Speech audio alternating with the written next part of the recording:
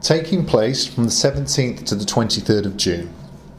the 50th Paris Air Show will once again bring together many of the defence industry's major players from across the globe to showcase the latest technological innovations.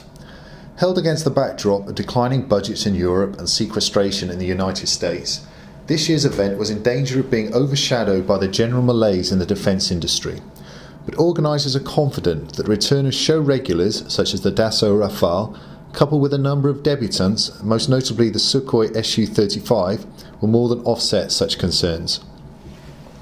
Organisers are hopeful that the gap left in both the static and flying displays, caused by the US absence in particular, will be filled by the Russians, which are set to bring the Su-35 and Yak-130 to this year's event.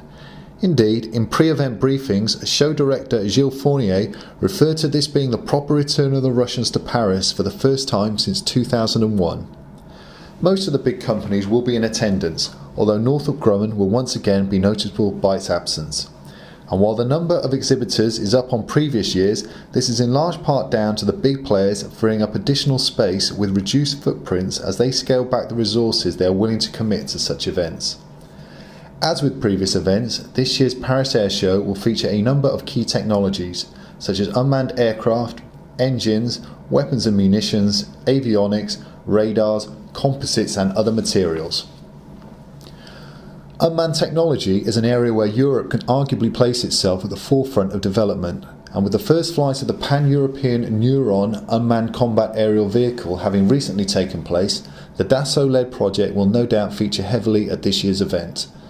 Capabilities set to be showcased include maritime patrol, airlift, ISR and C2, air-to-air and air-to-surface across the gamut of fixed, rotary, tilt rotor platforms and aerial refuelling.